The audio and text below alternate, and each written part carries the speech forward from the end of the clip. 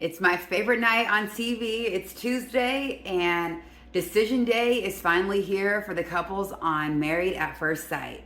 There's honestly only two couples left standing. I do think that Camille and Thomas will actually stay together, and I think that Juan and Carla will break up. But let's see what happens. This episode is called A Match Made in Scandal.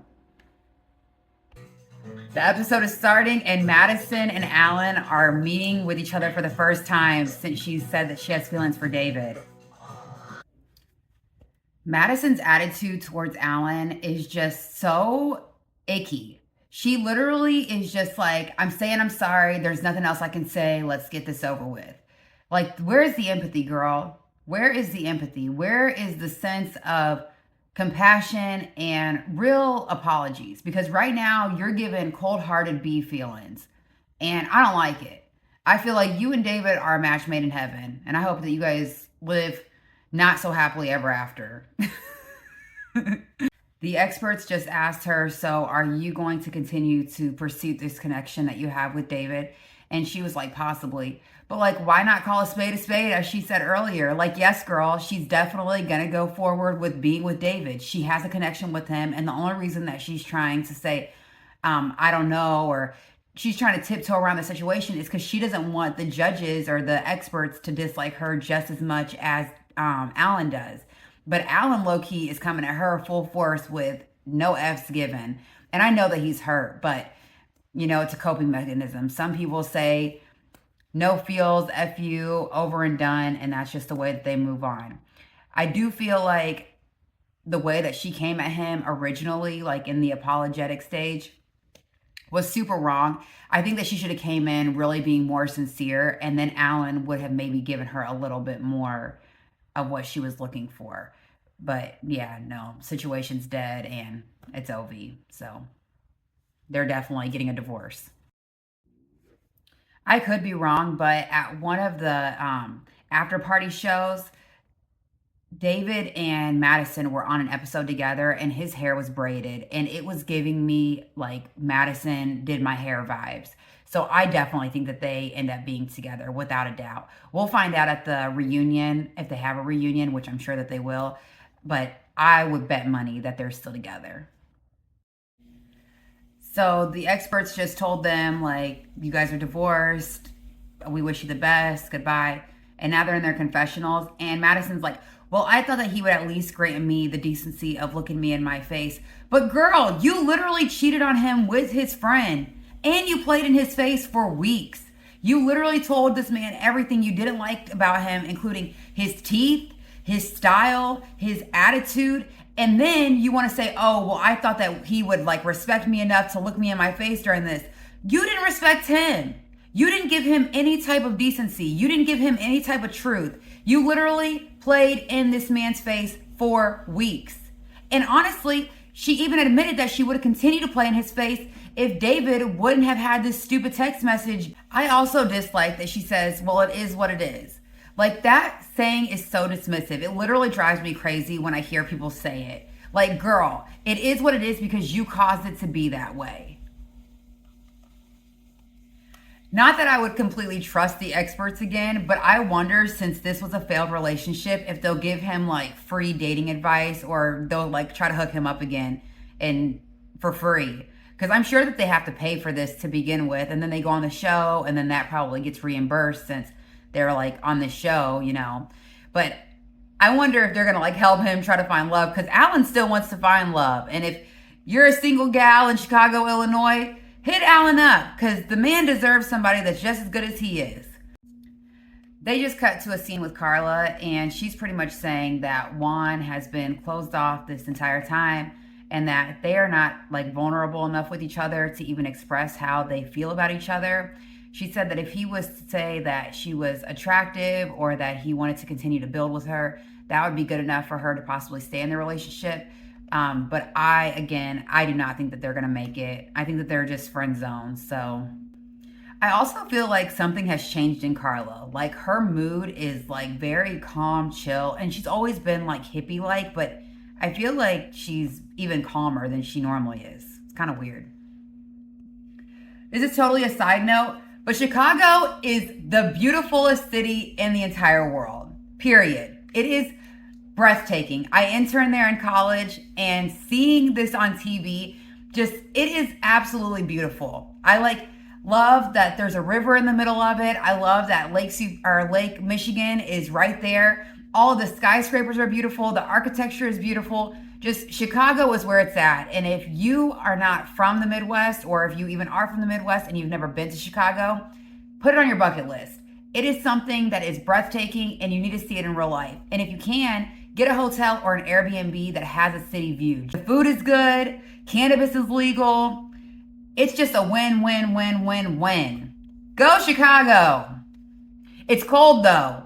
That's why I moved. So fun fact, go when it's not cold, which probably like after May and then before November. So you've got May to November. It's going to be a fun, beautiful time. And if you go in the summer, you can even swim. So there's boat cruises.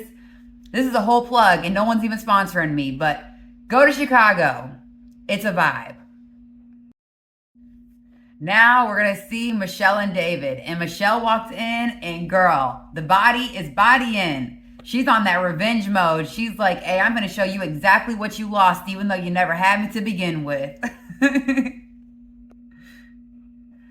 So when Michelle walks in, all of the experts give her hugs, and they're all very nice to her, welcoming. David walks in like literally a couple minutes after her. Tell me why nobody stands up. Nobody gives him a hug. They're all just like, hi, hi, hi. Like the reception to each of these individuals is completely different.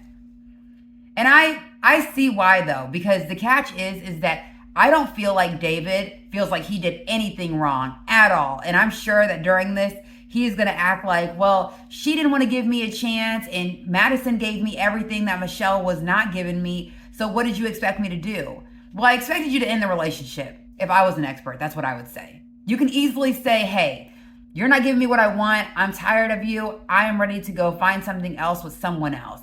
But the fact that you stayed in the relationship, and again, the only reason they got caught was because he accidentally sent this message to Michelle. If he would have sent it to Madison, no one would have ever known anything. They would have just continued to be in a weird marriage. But again, a marriage nonetheless. Okay, so David starts off and he's like, I apologize to you, which is given like the same message that Madison just told Alan. She was like, I just want to start by apologizing to you. I feel like using the word I apologize versus I am sorry, it's alarming. It shows me something, even though I know some people will like overlook that, but it speaks volumes to me. The next thing though is that while he's saying that, he was like, I really just caught feelings for Madison, and everybody's like rolling their eyes. Like, no one gives a damn that you caught feelings for Madison in this conversation. Like, we care that you lied, and that you continuously lied, and that not only did you lie, but then you made Michelle feel like she was a piece of shit because she wasn't giving you what you needed when you should have left. It's easy to leave. It's easy to leave, especially somebody that you don't even like. Like, it wouldn't have been hard for him to say, hey, I don't want to do this no more, because I would have left her damn near on the wedding day when she didn't like that I smoked ciggies and that I was living at my mom's house and that I cuss. Well, those things are part of me, not me per se, but for him, you would say, maybe we're not a fit, you know? We were matched inappropriately, and that's it. But he continued to go on with the experiment. She ended up going on with the experiment, and now he looks like the bad guy because he should have just said, hey, this ain't what I want. I want somebody that works out every day, and I want somebody that gives me love and affection, and somebody that listens to me, and somebody that goes out and eats tacos and likes sports.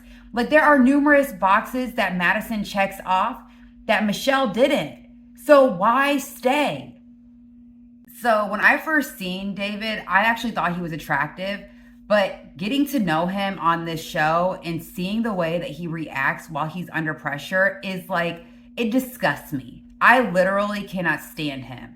I want to fast forward when he's on the show just because he triggers me from the relationships that I've been in from guys that are immature and don't know how to handle their emotions. And I am happy that they are done because she deserves somebody so much better. And I actually feel like when things get hard between Madison and David, he's going to act the same way to Madison. Even though right now it's like beautiful honeybees and roses and hearts and all of that. Once that shit gets tough, I feel like he is going to be the same exact way. He's going to be like, well, I can't make you believe me, or it is what it is, or this isn't something I want to be involved in anymore, so I'm just going to remove myself. Ugh, disgusting. David said he wants to be done with this, and that makes two of us. It concerns me that you have men like David and Akechi that literally came on this show to get married, and they're not even ready to raise a pet. Like, what the... Why? Why try to look for love when you literally are incapable of giving love correctly? You're like a leech. You want to be given all the attention, all the love, but you're incapable of giving. Ugh. Same thing that I said about Madison. His apology does not feel genuine, and the expert just called him on his BS.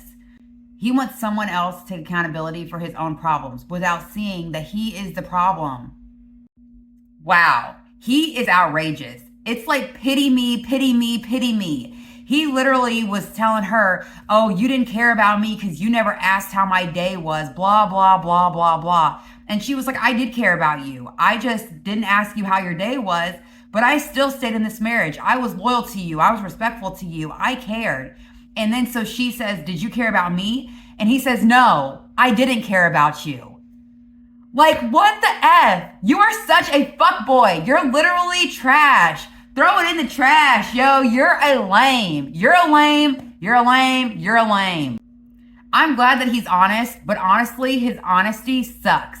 Like, there's a difference between saying, you know, this didn't work out, I'm sorry, versus I never cared about you. That's crazy. That is absolutely crazy. It is just so disrespectful on so many levels. Madison, good luck, because you got yourself a fuck boy.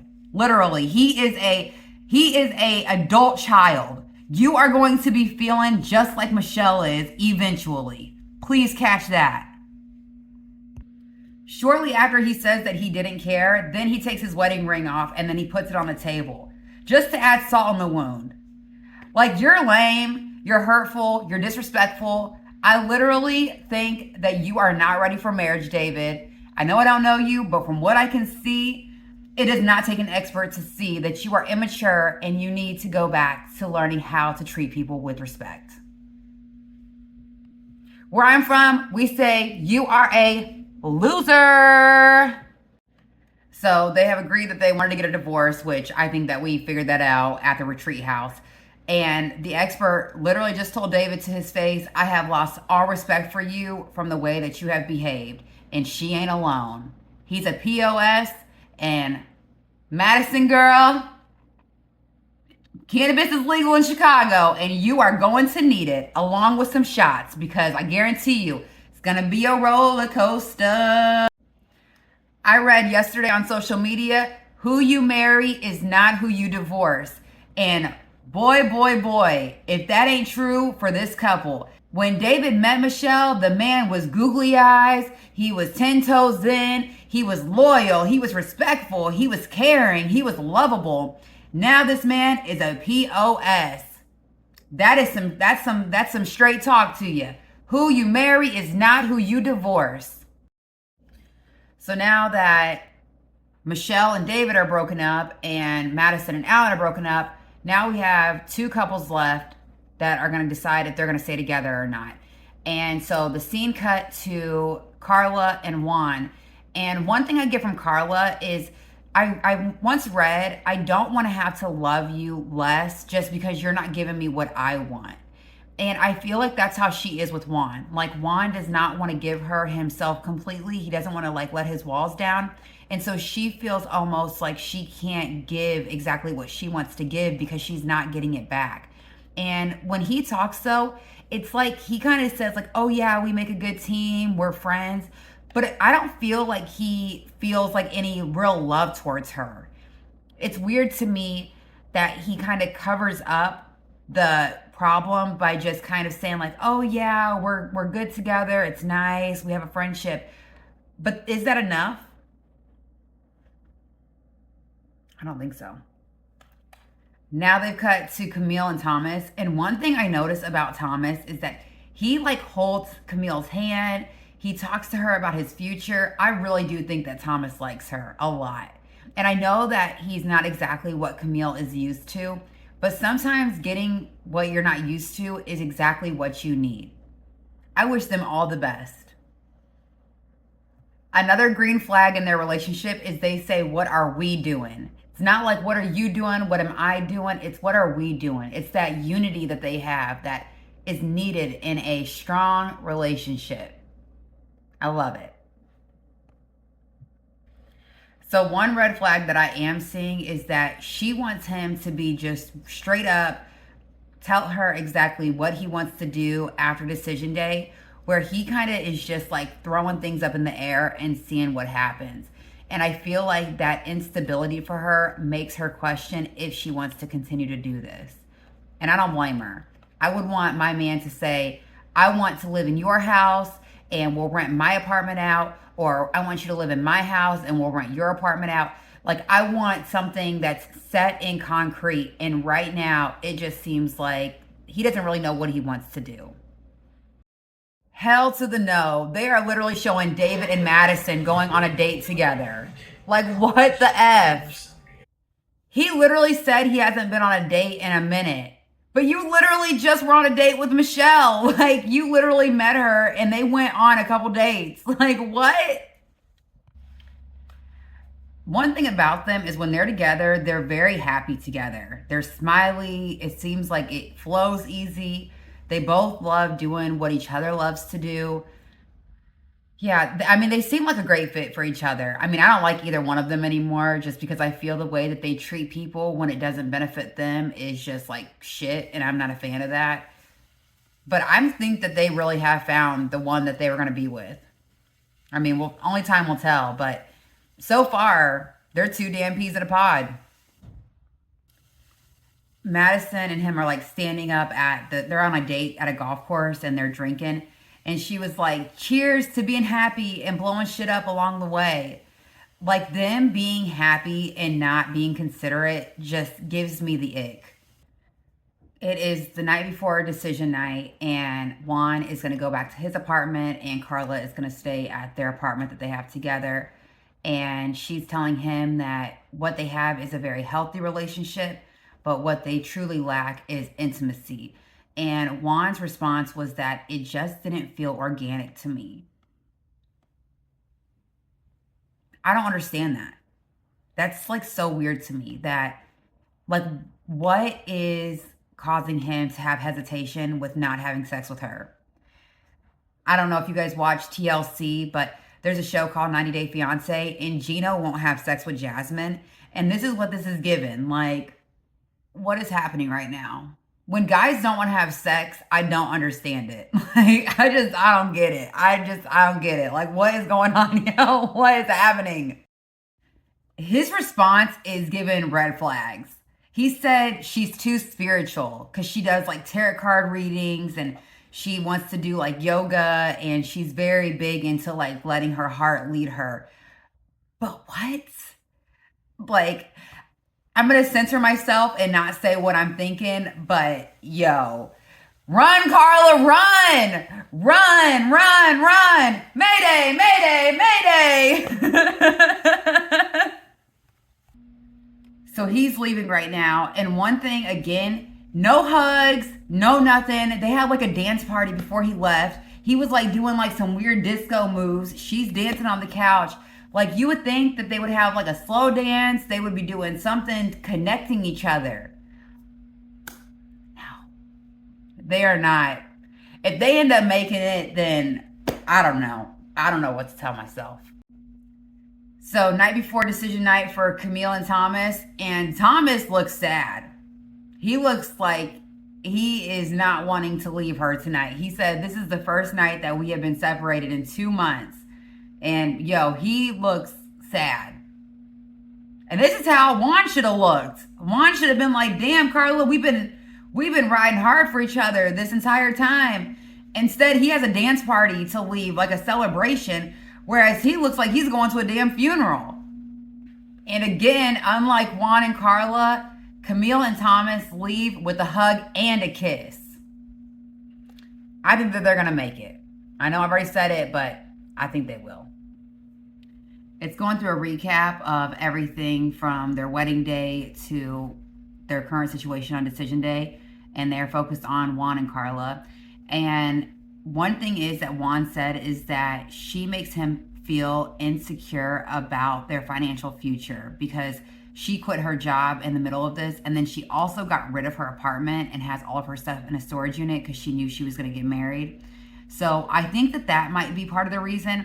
Also, on their honeymoon, he was like, yeah, I was with David all day and I damn near forgot about you. And that pissed Carla off. And so she showed signs of like passive aggressiveness. Like she was kind of just like, if you forget about me, I'm going to forget about you too. And he didn't like that. So I guess that maybe that was where the rift started, and they just have not been able to get on calm water since then. One thing I noted is that they didn't have any physical touch between them, and Carla even just noted that it's hard to fill up your love bucket when you're not getting anything that you need in a relationship. So I was right. They're definitely not a physical touch couple. And when she brings this to Juan's attention, he says, yeah, I'm sorry I couldn't do that for you. There just was not that connection between us. Pastor Cal is lecturing Juan saying, well, just because you don't feel those things up front doesn't mean that that should determine if you should spend the rest of your life with somebody. I disagree with that. I feel like if you're not feeling it right away, then that is a problem. You can't force yourself to love somebody or to want to be with somebody. And if you're not physically attracted to somebody that you want to hold their hand and you want to kiss them and you want to love upon them, that's not going to change. It doesn't matter how long you guys spend together. You're still going to get that distant feeling from somebody. So I disagree with his statement that you should continue to try to make something work to see if something can come out of that, because I feel like you're building on a broken foundation. Hallelujah. Carla just said that she wants to end the marriage and get a divorce because they are not truly compatible. I am so glad that she is not going to stay in this marriage, even though there were so many boxes that checked for her. Without intimacy, I don't foresee it lasting. So I'm rooting for you, Carla. I'm rooting for you. Juana also wants to end the marriage, which, round of applause for him too. I figured that he was wanting to do that. Carla and Juan are leaving on good terms, but one thing she just said is, I will not dim my light for anybody. And girl, you better preach it, and I hope other people hear it and they realize that if they're in a bad relationship, that they don't need to stay in that relationship, because love will find you when it's ready to find you. You can't hurry it. So again, a round of applause for Carla, girl. Miss Magical Unicorn. I'm here for it. Now they are recapping Thomas and Camille's love story. Thomas just said, Camille gives me purpose and she makes me feel needed. Oh, my heart, my heart, my heart. And he said, life is never boring with her. He's damn near making his own vows up in this episode. He said, she is the companion I have always longed for. I just love y'all. I love it so much. I love when there's a happy ending. And this is the only one we're getting, so I'm going to soak it in. Okay, so now they're on decision day, and he just got out of the car with a basketball. Oh my gosh, yo, that is so cute. Like, he's definitely saying yes to her, without a doubt, because she loves basketball. That is just, yes, honey, yes, yes, go Thomas. I'm not even hearing your speech yet, and I'm saying go for you. Like, yes, I'm cheering for you. I'm rooting for you. Man, Camille's reflection's a little negative. She's like just saying like all the things that she wished that he was versus saying all the things that he is. She said staying married to Thomas would be the safe decision. I don't know if I like that. Pastor Cal just told Thomas You are different than the person that we originally met. And I agree with that. I feel like Camille has definitely given him a little bit more pep in his step. He's more confident. He looks a little different. Thumbs up to you, girl. You did good. And thumbs up to him too, because he looks good. So Camille walks in the room. First person she goes to is Thomas, and she said, I have missed you. They've been away from each other for one night. One night. And I love that she hugged him first. Like, the expert, she was like, hold on, let me get my hug from my man, because I missed him. So it's looking good. They're definitely going to leave together, without a doubt. I have no doubt in my mind that they are solid. Now, did they stay together after the reunion? Only time will tell. But today, they're in it to win it. The only couple that is going to stay together, that started together. Y'all, Thomas got me over here feeling teary-eyed. The way that he talks about Camille is just all love. Like, if you don't have a man that speaks to you the way that Thomas speaks to you, get a new one. Because homie is just, he's making my heart feel warm. There's a song by Luther Vandross, and it says, I'd rather have bad times with you than good times with somebody else. And he is making me feel this way. Thomas would rather be with Camille on the rainy days than have sunshine days with anybody else. I love it.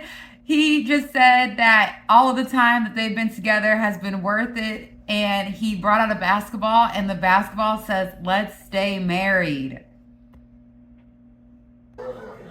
Camille said yes. They're going to stay married. There are 16 minutes left of this episode, and it's ending with the whole crew gathering at Juan's warehouse, where they're going to all see each other for the first time since they're separated. And Alan said, I'm curious to see the dynamic between Madison and David. Ew, I'm not. As soon as I see Akechi, I'm like, eh. Those mother effers, Madison and David showed up to this party together. The audacity! The audacity! I didn't expect anything different, but still, seeing them walk in together, eh. And not only did they arrive together, but they're damn near matching. Ugh. Alan did speak to Madison, but I think I would have ignored her ass. I would have been like, Heisman on that hoe. So they're all going in a circle talking about if they stay together, got divorced. And MM is still so hurt. And you can tell because she's unable to just give Akechi his ending. She's like, her closure is still harping on an issue that's been dead for a minute. So I do feel bad for him for having to listen to this, because their relationship's been dead. I don't even know why she keeps harping on it. You know, we all know how it went. We've seen it. We've seen the dinner. We've seen him come to the retreat house. We heard about it numerous times. Like, sometimes people are just not meant for you. And he was not meant for her. She was not meant for him. Now they're arguing because he's like, you always made me feel small. But one thing is that he didn't want to hear her opinion when they were in a relationship. So why would he want to hear it when they're broken up? You know? She is talking to a brick wall. A childish one at that. David is a piece of shit, dude. He's literally a fucking smelly piece of shit. He is the worst of the worst of the worst of the worst. Juan just asked David, so bro, what have you been up to? And David replies with, I've been trying to pursue Madison, right in front of Alan. And Michelle was just literally at the bar. Like, I'm sure that she can hear him. They're not at a real bar. They're at some place that Juan is using or owns or something. Like, yo, he is a piece of shit. David is a piece of shit. Piece of shit. Literally probably worse than a piece of shit. Now Madison is talking in front of the crew, and she was like, yeah, me and Alan's situation was a lot different than Michelle and David's. Michelle didn't give a damn about David. I know Michelle want to go over there and tell her, speak for your effing self, girl. You're the one that has been having a secret lover behind Alan's back when you've been telling Alan lies this entire time. At least I know a relationship with the truth. Shit. You and David both are liars, manipulators, and lame, and losers. And then the girl was like, do you really want to do this, babe? No, bitch, I don't. I really don't. But since we're here, take a seat.